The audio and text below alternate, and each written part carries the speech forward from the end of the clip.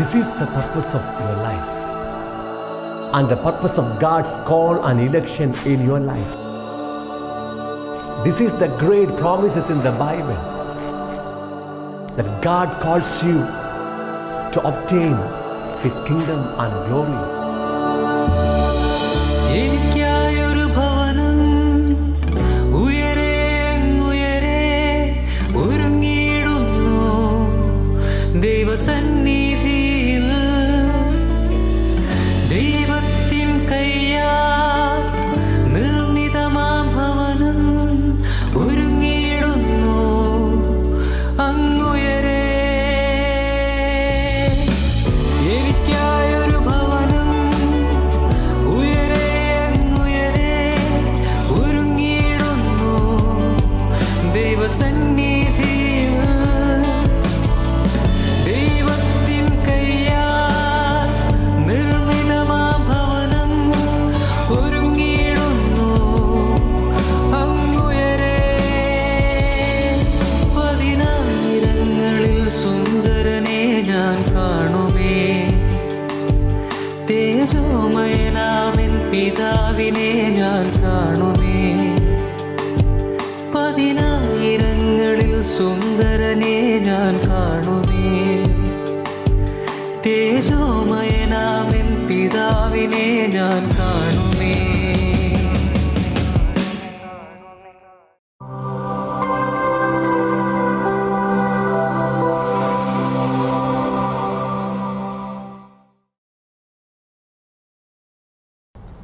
Welcome to kingdom and glory of God. ദൈവ രാജ്യത്തിലേക്കും അവൻ്റെ തേജസ്സിലേക്കും എൻ്റെ എല്ലാ മാന്യ പ്രേക്ഷകർക്കും ഹാർദവമായ സ്വാഗതം. ദൈവം നിങ്ങളെ വിളിച്ചിരിക്കുന്നത് അവൻ്റെ രാജ്യവും തേജസ്സും പ്രാപിക്കാൻ വേണ്ടിയാണ്. ദൈവരാജ്യം എന്നാൽ അർത്ഥമെന്താണ്? ദ ഗവൺമെൻറ് ഓഫ് ഗാഡ്, അതായത് ദൈവത്തിൻ്റെ ഭരണമെന്നർത്ഥം. ഒരു മനുഷ്യൻ തൻ്റെ സ്വയത്തിൻ്റെ ഭരണത്തെ നിഷേധിച്ച് യേശുക്രിസ്തുവിൻ്റെ കർത്തൃത്വം അംഗീകരിച്ച് ദൈവത്തിൻ്റെ ഭരണത്തിങ്കിലേക്ക് മടങ്ങി വരുമ്പോൾ അവൻ ദൈവരാജ്യത്തിലായി, ദൈവരാജ്യം അവനിലുമായി. ഇപ്പോൾ അവൻ തന്നെയാണ് ദൈവത്തിൻ്റെ രാജ്യം. രണ്ടാമതായി, യേശുക്രിസ്തു ഈ ഭൂമിയിലേക്ക് മടങ്ങി വരുമ്പോൾ ഈ ഭൂമിയിലുള്ള എല്ലാ ഭരണത്തിനും വാഴ്ചയ്ക്കും അധികാരത്തിനും കർത്തൃത്വത്തിനും നീക്കം വരുത്തിയിട്ട് രാജ്യം അഥവാ ഭൂമിയുടെ ഭരണം പിതാവാം ദൈവത്തെ ഏൽപ്പിക്കുമ്പോൾ ദൈവരാജ്യം അക്ഷരികമായി ഈ ഭൂമിയിൽ വെളിപ്പെടുകയാണ്. തൻ്റെ 1000 വർഷത്തെ ഭരണത്തിന് ശേഷം വർത്തമാനകാല ഭൂമിയെയും ആകാശത്തെയും നീക്കം ചെയ്ത് ദൈവം ഒരു പുതിയ ഭൂമിയും ആകാശവും സ്ഥാപിച്ച് ദൈവം ശില്പിയായി നിർമ്മിച്ചതും അടിസ്ഥാനങ്ങൾ ഉള്ളതുമായ പുതിയ ജെറുസലേം എന്ന നഗരം സ്ഥാപിച്ച് ദൈവവും എല്ലാ കാലഘട്ടങ്ങളിൽ നിന്നും വീണ്ടെടുക്കപ്പെട്ട ദൈവത്തിൻ്റെ ജനവും ഒരുമിച്ച് വാസം ആരംഭിക്കുമ്പോൾ നിത്യരാജ്യം വെളിപ്പെടുകയായി. ദൈവം നിങ്ങളെ വിളിച്ചിരിക്കുന്നത് അവൻ്റെ രാജ്യം പ്രാപിക്കാൻ മാത്രമല്ല, അവൻ്റെ തേജസ്സും പ്രാപിക്കാൻ വേണ്ടിയാണ്. ദൈവ തേജസ് എന്നാൽ അർത്ഥമെന്താണ്? വേദപുസ്തക ചരിത്രത്തിൽ ഒരു മനുഷ്യൻ്റെ ഇന്ദ്രിയങ്ങൾക്ക് പ്രാപ്യമായ അളവിൽ ദൈവം തന്നെ വെളിപ്പെടുത്തിയപ്പോൾ ആ ദൈവീക പ്രത്യക്ഷതയ്ക്ക് പറഞ്ഞിരുന്ന പേരാണ് ദൈവത്തിൻ്റെ തേജസ്. ദൈവ തേജസ് എന്ന് പറഞ്ഞാൽ ദർശനീയവും സ്പർശനീയവും ശ്രവണീയവുമായ ദൈവത്തിൻ്റെ സാന്നിധ്യമാണ്.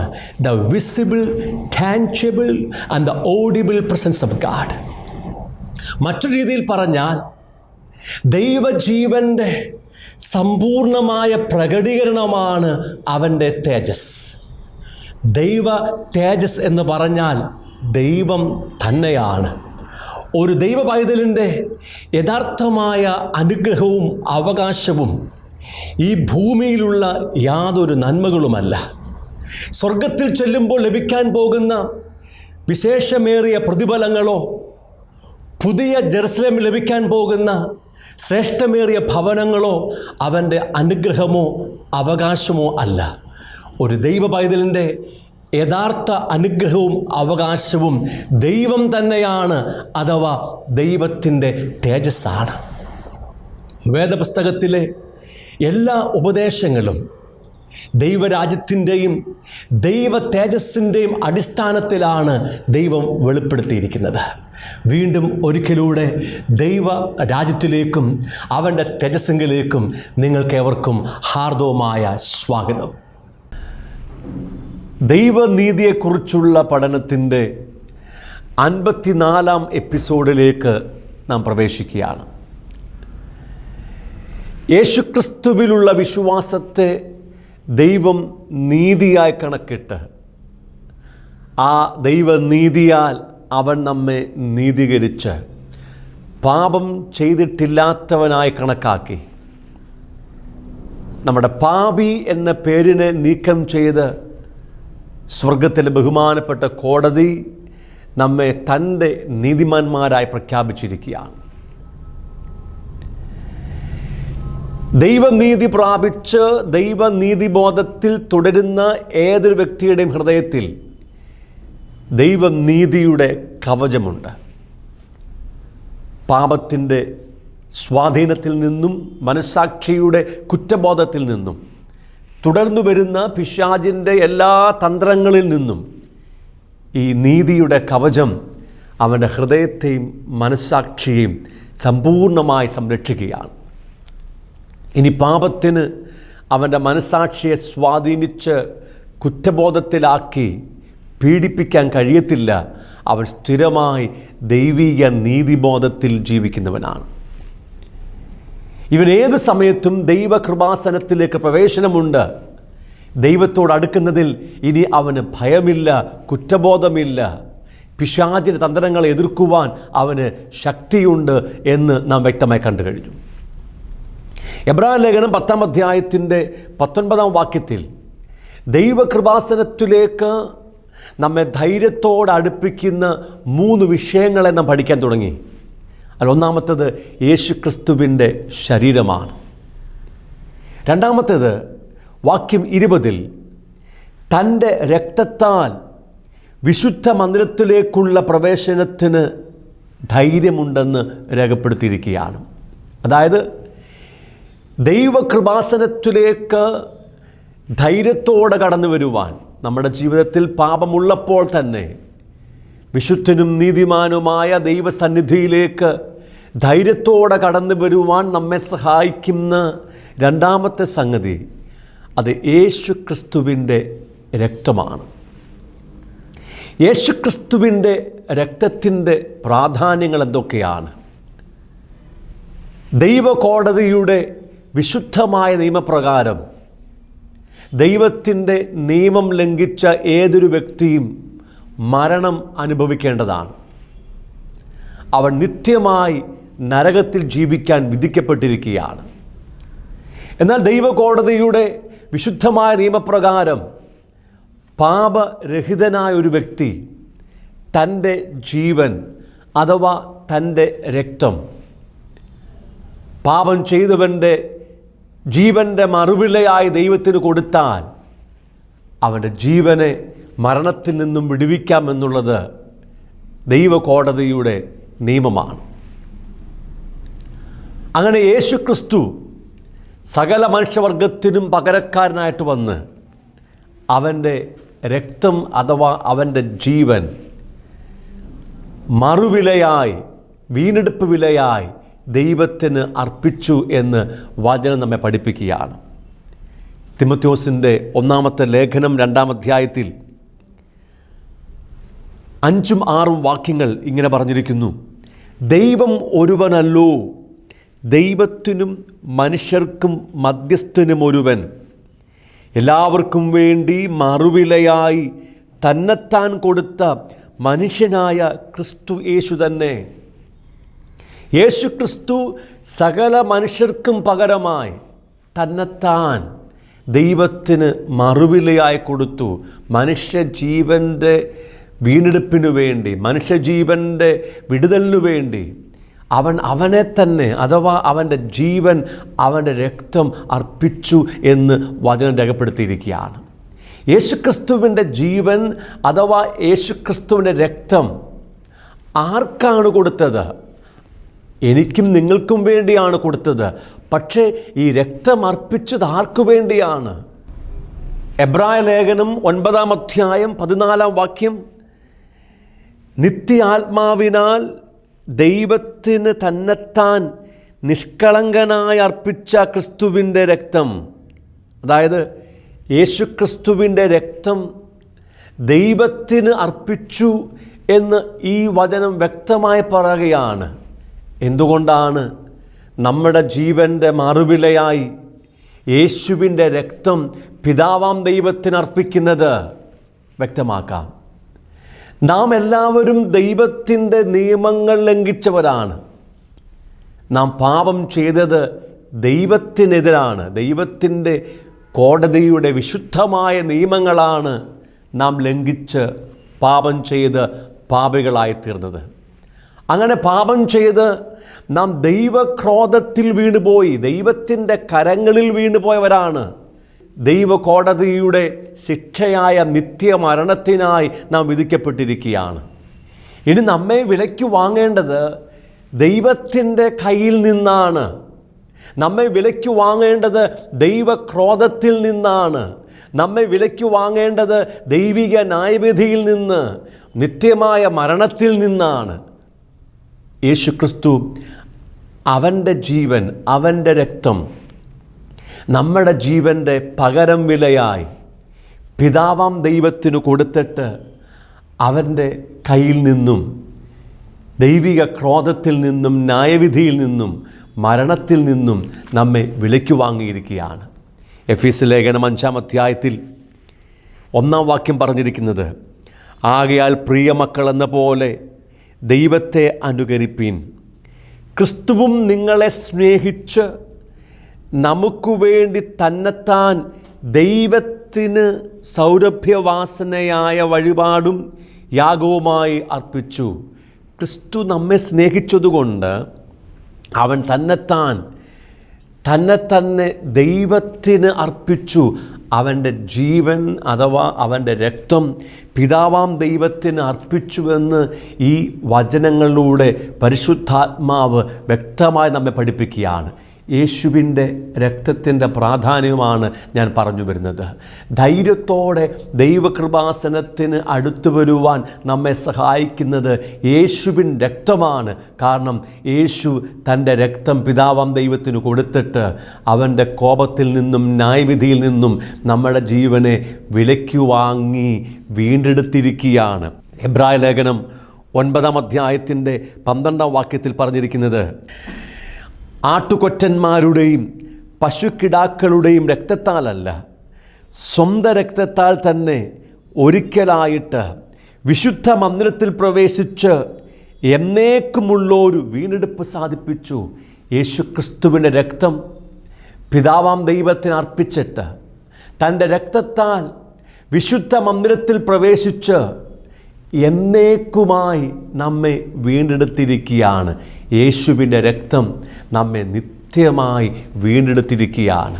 റോമാലേഖനം അതിൻ്റെ 3-ാം അധ്യായത്തിൽ 25-ാം വാക്യത്തിൽ പറഞ്ഞിരിക്കുന്നത്, യേശുവിൻ്റെ രക്തത്താൽ നമുക്ക് പ്രായശ്ചിത്തം വന്നിരിക്കുകയാണ്. വിശ്വസിക്കുന്നവർക്ക് അവൻ തൻ്റെ രക്തം മൂലം പ്രായശ്ചിത്തമാകുവാൻ ദൈവം അവനെ പരസ്യമായി നിർത്തിയിരിക്കുന്നു. യേശുക്രിസ്തുവിൻ്റെ രക്തം നമുക്ക് പ്രായശ്ചിത്തമായി തീർന്നിരിക്കുന്നു. അർത്ഥം, ദൈവത്തിൻ്റെ വിശുദ്ധ നിയമങ്ങൾ ഡിമാൻഡ് ചെയ്യുന്ന കാര്യങ്ങൾ നമുക്ക് നിവർത്തിപ്പാൻ കഴിയാത്തതുകൊണ്ട് യേശുവിൻ്റെ രക്തം ആ ദൈവത്തിൻ്റെ വിശുദ്ധ നിയമങ്ങൾ ഡിമാൻഡ് ചെയ്യുന്ന കാര്യങ്ങൾ പൂർത്തീകരിച്ചു നമുക്ക് വേണ്ടി പ്രായശ്ചിത്തമായി തീർന്നു. യേശുവിൻ്റെ രക്തം നമുക്ക് വേണ്ടി പ്രായശ്ചിത്തമായി തീർന്നതുകൊണ്ട് ഏത് സമയത്തും ധൈര്യത്തോടെ നമുക്ക് ദൈവകൃപാസനത്തിന് അടുത്ത് ചെല്ലുവാൻ ഇടവന്നിരിക്കുകയാണ്. കൊലോസ്യ ലേഖനം 1-ാം അധ്യായം അതിൻ്റെ വാക്യം 20 പറഞ്ഞിരിക്കുന്നത്, അവനിൽ സർവസമ്പൂർണതയും വസിപ്പാനും അവൻ ക്രൂശിൽ ചൊരിഞ്ഞ രക്തം കൊണ്ട് അവൻ മുഖാന്തരം സമാധാനമുണ്ടാക്കി ഭൂമിയിലുള്ളതോ സ്വർഗത്തിലുള്ളതോ സകലത്തെയും അവനെക്കൊണ്ട് തന്നോട് നിരപ്പിപ്പാനും പിതാവിന് പ്രസാദം തോന്നി. അതായത് മനുഷ്യൻ്റെ പാപം നിമിത്തം മനുഷ്യനും ദൈവത്തിനും ഇടയിലുള്ള ബന്ധത്തിൽ ശത്രുത്വമുണ്ടായി. പാപം എല്ലായ്പ്പോഴും നമ്മെ ദൈവത്തിൽ നിന്ന് അകറ്റി ശത്രുക്കളാക്കി തീർക്കുകയാണ്. ഇനി നമുക്ക് ദൈവത്തോട് സമാധാനമില്ല, രമ്യതയില്ല, നിരപ്പില്ല. എന്നാൽ യേശുക്രിസ്തു നമുക്ക് പകരമായി വന്ന് തൻ്റെ രക്തം അഥവാ തൻ്റെ ജീവൻ പിതാവിന് അർപ്പിച്ച് നമ്മെ വിലയ്ക്ക് വാങ്ങുകയും അവൻ്റെ രക്തം നമ്മുടെ പാപങ്ങളുടെ മോചനമാകുകയും ചെയ്തപ്പോൾ പാപത്താൽ ദൈവത്തിനും മനുഷ്യൻ്റെയും ഇടയിലുണ്ടായ ശത്രുത്വം എന്നേക്കുമായി നീക്കം ചെയ്ത് നമ്മെ ദൈവവുമായി സമാധാനത്തിലാക്കി, ദൈവവുമായി നമ്മെ നിരപ്പിച്ച് രമ്യതയിലാക്കിയിരിക്കുകയാണ്. ദൈവ നീതി പ്രാപിച്ച് നീതീകരിക്കപ്പെട്ടതിൻ്റെ വളരെ പ്രധാനപ്പെട്ടൊരു ഫലമാണ് ദൈവവുമായുള്ള ബന്ധത്തിൽ നമുക്കുണ്ടായ സമാധാനം. പ്രിയമുള്ളവരെ, യേശുവിൻ്റെ രക്തത്താൽ ഇപ്പോൾ നിങ്ങൾക്ക് ദൈവത്തോട് സമാധാനമുണ്ട്. ഇനി നിങ്ങളുടെ പാപങ്ങൾ മോചിക്കുവാനും ദൈവവുമായുള്ള ബന്ധത്തിൽ ചേർന്ന് വരുവാനുമായിട്ട് നിങ്ങൾ ഒരു പ്രവൃത്തികളും ചെയ്യേണ്ട ആവശ്യമില്ല, ഒരു വഴിപാടുകളും കഴിക്കേണ്ട ആവശ്യമില്ലെന്ന് വചനം വ്യക്തമായി പറയുകയാണ്. യേശുവിൻ്റെ രക്തത്തിൻ്റെ പ്രാധാന്യങ്ങളാണ് നാം പഠിച്ചുകൊണ്ടിരിക്കുന്നത്. യേശുവിൻ്റെ രക്തം നീതിമാനായ ദൈവത്തിൻ്റെ മുമ്പാകെ നിൽക്കുവാൻ തക്കവണ്ണം നമ്മെ നീതീകരിച്ചിരിക്കുകയാണ്. റോമാലേഖനം 5-ാം അധ്യായത്തിൻ്റെ 9-ാം വാക്യം പറഞ്ഞിരിക്കുന്നത്, അവൻ്റെ രക്തത്താൽ നീതീകരിക്കപ്പെട്ട ശേഷമോ നാം അവനാൽ എത്ര അധികമായി കോപത്തിൽ നിന്ന് രക്ഷിക്കപ്പെടും. യേശുക്രിസ്തുവിൻ്റെ രക്തത്താൽ നാം നീതീകരിക്കപ്പെട്ടിരിക്കുകയാണ്. എന്താണ് നീതീകരണം എന്ന പദത്തിൻ്റെ അർത്ഥം? പാപം ചെയ്തിട്ടില്ലാത്തവനായി ദൈവം ഒരുവനെ കണക്കാക്കി അവൻ്റെ പാപി എന്ന പേരിനെ നീക്കം ചെയ്ത് നീതിമാൻ എന്ന് പ്രഖ്യാപിക്കുന്നതാണ് നീതീകരണം എന്ന പദത്തിൻ്റെ അർത്ഥം. അത് യേശുക്രിസ്തുവിൻ്റെ രക്തത്താലാണ്. അവൻ്റെ രക്തം നമുക്ക് പകരമായി പിതാവാം ദൈവത്തിന് കൊടുത്ത് ആ രക്തത്താൽ നമുക്ക് ശുദ്ധീകരണം വരുത്തിയതുകൊണ്ട്, പാപങ്ങൾ മോചിച്ചിരിക്കുന്നതുകൊണ്ട് നാം ദൈവത്തിൻ്റെ സന്നിധിയിൽ നീതീകരിക്കപ്പെട്ടിരിക്കുകയാണ്. അതുകൊണ്ട് ഇനി ദൈവത്തിൻ്റെ കോപം നമ്മുടെ മേൽ വരുന്നില്ലെന്ന് ആ വചനം വ്യക്തമായി പറയുകയാണ്. എബ്രായ ലേഖനം 10-ാം അധ്യായം 10-ാം വാക്യം പറഞ്ഞിരിക്കുന്നത്, യേശുവിൻ്റെ രക്തം വിശുദ്ധനായ ദൈവത്തിൻ്റെ മുമ്പാകെ നിൽക്കുവാൻ തക്കവണ്ണം നമ്മെ വിശുദ്ധീകരിച്ചിരിക്കുന്നു. ആ ഇഷ്ടത്തിൽ നാം യേശുക്രിസ്തു ഒരിക്കലായി കഴിച്ച ശരീരയാഗത്താൽ വിശുദ്ധീകരിക്കപ്പെട്ടിരിക്കുന്നു. ശരീരയാഗമെന്ന് അർത്ഥമാക്കിയിരിക്കുന്നത് നമുക്ക് വേണ്ടി നൽകപ്പെട്ട യേശുക്രിസ്തുവിൻ്റെ രക്തമാണ്. ആ രക്തത്താൽ നാം ശുദ്ധീകരിക്കപ്പെട്ടിരിക്കുന്നു. നിങ്ങൾ ഇനി അശുദ്ധരല്ല, രക്തം നിങ്ങളെ വിശുദ്ധരാക്കിയിരിക്കുന്നു. വാക്യം 14, ഏകയാഗത്താൽ അവൻ വിശുദ്ധീകരിക്കപ്പെടുന്നവർക്ക് സദാകാലത്തേക്കും സൽഗുണ പൂർത്തി വരുത്തിയിരിക്കുന്നു. സൽഗുണ പൂർണ്ണനായ ദൈവത്തിൻ്റെ മുമ്പാകെ നിൽക്കാൻ തക്കവണ്ണം യേശുവിൻ്റെ രക്തം നിങ്ങൾക്ക് സൽഗുണ പൂർത്തി വരുത്തിയിരിക്കുകയാണ്, നിങ്ങളെ തികഞ്ഞവരാക്കിയിരിക്കുകയാണ്. യേശുക്രിസ്തുവിൻ്റെ രക്തത്തിൻ്റെ പ്രാധാന്യം വളരെ വലുതാണെന്ന് ദൈവത്തിൻ്റെ വചനം നമ്മെ പഠിപ്പിക്കുകയാണ്. 9-ാം അധ്യായത്തിൻ്റെ 14-ാം വാക്യം പറഞ്ഞിരിക്കുന്നത്, യേശുവിൻ്റെ രക്തം നമ്മുടെ മനസ്സാക്ഷിയെ ശുദ്ധീകരിക്കുന്ന രക്തമാണ്. നോക്കുക, യേശുവിൻ്റെ രക്തത്തിൻ്റെ പ്രാധാന്യം തിരിച്ചറിഞ്ഞൊരു വ്യക്തി അവൻ കുറ്റമറ്റ മനസ്സാക്ഷിയിൽ പാപങ്ങൾ മോചിക്കപ്പെട്ടവനായി സദാസമയം ദൈവത്തിൻ്റെ വിശുദ്ധിയിലും നീതിയിലും തുടരുവാൻ കൃപ ലഭിച്ചവനാണെന്ന് ഈ വാക്യങ്ങളിലൂടെ പരിശുദ്ധാത്മാവ് നമ്മെ പഠിപ്പിക്കുകയാണ്. പരിശുദ്ധാത്മാവിന് മാത്രമേ യേശുവിൻ്റെ രക്തത്തിൻ്റെ ബോധ്യവും യേശുവിൻ്റെ രക്തത്തിൻ്റെ പ്രവൃത്തികളും നമ്മുടെ ഹൃദയത്തിൽ സ്ഥാപിക്കാൻ കഴിയുകയുള്ളൂ. ഇപ്പോൾ യേശുക്രിസ്തുവിൻ്റെ രക്തം നമുക്ക് വേണ്ടി ദൈവസന്നിധിയിൽ സദാ സംസാരിച്ചു കൊണ്ടിരിക്കുകയാണ്. എബ്രായ ലേഖനം 12-ാം അധ്യായത്തിൻ്റെ 24-ാം വാക്യത്തിൽ ഹാബേലിൻ്റെ രക്തത്തെക്കാൾ ഗുണകരമായി സംസാരിക്കുന്ന പുണ്യാഹ രക്തത്തിനടുക്കൽ അത്രയും നിങ്ങൾ വന്നിരിക്കുന്നത്. ഹാബേലിൻ്റെ രക്തത്തിൻ്റെ പ്രാധാന്യം എന്താണ്? തൻ്റെ പ്രാണൻ്റെ പ്രതികാരത്തിനു വേണ്ടി ദൈവത്തോട് നിലവിളിച്ച രക്തമാണ് ഹാബേലിൻ്റെ രക്തം. ഈ ഭൂമിയിൽ ചൊരിയപ്പെട്ട എല്ലാ രക്തവും തങ്ങളുടെ പ്രാണൻ്റെ പ്രതികാരത്തിനു വേണ്ടി ദൈവത്തോട് നിലവിളിക്കുമ്പോൾ നസ്രനായ യേശു ക്രിസ്തുവിൻ്റെ രക്തം നമ്മുടെ പ്രാണൻ്റെ വിടുതലിനു വേണ്ടിയും പാപങ്ങളുടെ മോചനത്തിനു വേണ്ടിയും സദാ ദൈവത്തിൻ്റെ സന്നിധിയിൽ സംസാരിക്കുന്നത് കൊണ്ട് നമുക്ക് ധൈര്യത്തോടെ ഏത് നിമിഷവും ദൈവ സന്നിധിയിൽ വന്ന് നമ്മുടെ പാപങ്ങൾ ഏറ്റുപറഞ്ഞ് ശുദ്ധീകരണം പ്രാപിക്കുവാൻ ദൈവം വലിയ കൃപ തന്നിരിക്കുകയാണ്. ദൈവനീതി പ്രാപിച്ച ഒരുവൻ്റെ ജീവിതത്തിൽ പാപങ്ങൾ വന്നാൽ അവൻ എങ്ങനെ അതിനെ പരിഹരിക്കണം? യോഹന്നാൻ്റെ 1-ാമത്തെ ലേഖനം 1-ാം അധ്യായം 8-ാം വാക്യം ഇങ്ങനെ പറഞ്ഞിരിക്കുന്നു: നമുക്ക് പാപമില്ല എന്ന് നാം പറയുന്നുവെങ്കിൽ നമ്മെ തന്നെ വഞ്ചിക്കുന്നു, സത്യം നമ്മിൽ ഇല്ലാതെയായി. നമ്മുടെ പാപങ്ങളെ ഏറ്റുപറയുന്നുവെങ്കിൽ അവൻ നമ്മോട് പാപങ്ങളെ ക്ഷമിച്ച് സകല അനീതിയും പോക്കി നമ്മെ ശുദ്ധീകരിപ്പാൻ തക്കവണ്ണം വിശ്വസ്തനും നീതിമാനുമാകുന്നു. നാം ദൈവത്തിൻ്റെ നീതി പ്രാപിച്ച നീതിമാന്മാരാണ്. എങ്കിലും നമ്മുടെ ജീവിതത്തിൽ നിരന്തരം പാപങ്ങൾ വരുവാൻ സാധ്യതയുണ്ട്.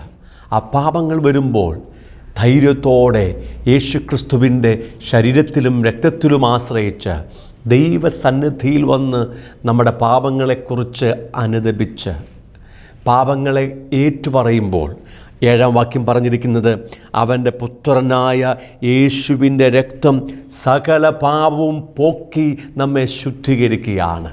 അങ്ങനെ യേശുവിൻ്റെ രക്തത്താലുള്ള ശുദ്ധീകരണം അനുഭവിച്ച് പരിശുദ്ധാത്മാവിനാൽ ദൈവിക നീതിബോധത്തിൽ തുടരുവാൻ നമുക്ക് അവൻ ഇടതരുകയാണ്.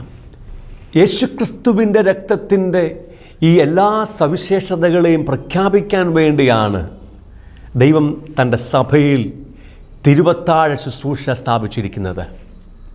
ഈ കർത്തൃമേശയിൽ നാം പാനപാത്രം പങ്കിടുമ്പോൾ യേശുവിൻ്റെ രക്തം നമുക്ക് വേണ്ടി എന്തെല്ലാം ചെയ്തുവെന്ന് പ്രഖ്യാപിക്കാൻ തുടങ്ങുകയാണ്.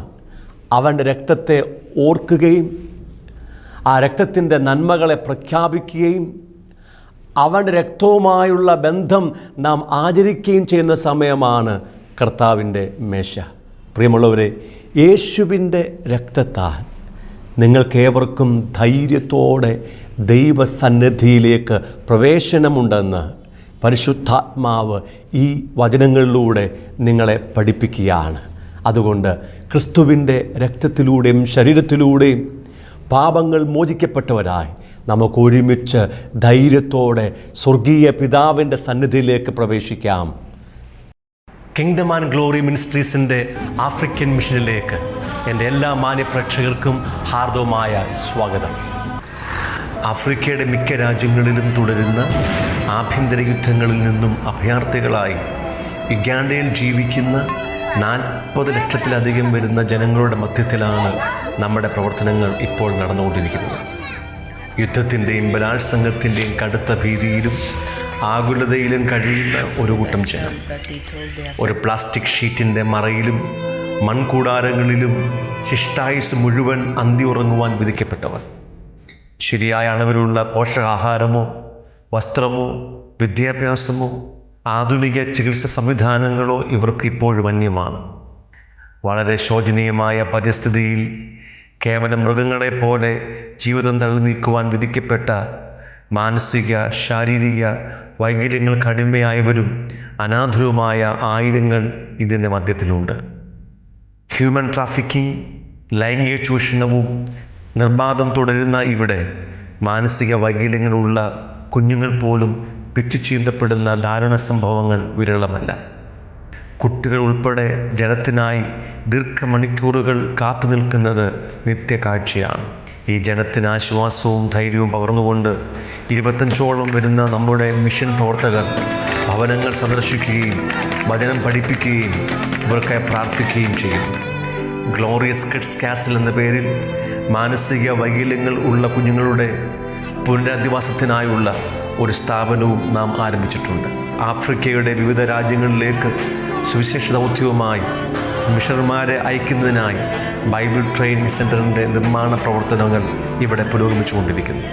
അനാഥരും ശാരീരിക വൈകല്യങ്ങളുമുള്ള കുഞ്ഞുങ്ങൾക്ക് വേണ്ടി ഒരു ബോർഡിംഗ് സ്കൂൾ, ഒരു കുഴൽക്കിണർ നിർമ്മാണ യൂണിറ്റ്, മൊബൈൽ മെഡിക്കൽ യൂണിറ്റ് തുടങ്ങിയവ ആരംഭിക്കുവാനുള്ള ഒരുക്കത്തിലാണ് നമ്മൾ. ഈ ദൗത്യത്തിൽ നിങ്ങൾക്കും ഞങ്ങൾക്കൊപ്പം പങ്കുചേരുവാൻ അവസരമുണ്ട്. അനാഥരും വൈകല്യങ്ങൾക്ക് അടിമകളുമായ ഒന്നോ അതിലധികമോ കുഞ്ഞുങ്ങളെ നിങ്ങൾക്ക് സ്പോൺസർ ചെയ്യുവാൻ കഴിയും. ബോർവെൽ നിർമ്മാണ യൂണിറ്റിലും മൊബൈൽ മെഡിക്കൽ യൂണിറ്റിലും നിങ്ങൾക്ക് പങ്കാളിത്തം വഹിക്കുകയോ സ്പോൺസർ ചെയ്യുകയോ ചെയ്യാം. ഒന്നോ അതിലധികമോ സുവിശേഷകന്മാരെ സപ്പോർട്ട് ചെയ്യുവാൻ നിങ്ങൾക്ക് അവസരമുണ്ട്. നിങ്ങളൊരു സ്പെഷ്യൽ എഡ്യൂക്കേറ്ററോ മെഡിക്കൽ പ്രൊഫഷനുള്ള വ്യക്തിയാണെങ്കിൽ നിങ്ങളുടെ സഹായം ഇവർക്ക് അധികം ആവശ്യമുണ്ട്. ഈ ദൗത്യങ്ങൾക്ക് വേണ്ടി പ്രാർത്ഥിക്കുവാനും ഈ സ്ഥലം സന്ദർശിക്കുവാനും നിങ്ങൾക്ക് അവസരമുണ്ട്. നിങ്ങൾക്ക് സ്വന്തമായ ഒരു മിനിസ്ട്രി ഇവിടെ ആരംഭിക്കുവാൻ ആഗ്രഹമുണ്ടെങ്കിൽ ആവശ്യമായ എല്ലാ നിയമസഹായങ്ങളും ഞങ്ങളുടെ NGO നൽകുന്നതായിരിക്കും. വാക്കുകൾക്ക് അതീതമായ ദുരന്തമുഖത്ത് ജീവിക്കുന്ന നമ്മുടെ സഹജീവികളുടെ ആശ്വാസത്തിനും ഉന്നമനത്തിനുമായി നമുക്ക് ഒരുമിച്ച് ഈ ദൗത്യത്തിൽ പങ്കുചേരാം. നഗരമതിൻ ഭവനമാ നിൻ തേജസ്സിൻ പൂർണ്ണതയിൻ അവകാശമാ. പുതു ജെറുസലേം നഗരമതിൻ ഭവനമാ നിൻ തേജസ്സിൻ പൂർണ്ണതയിൻ അവകാശമാ.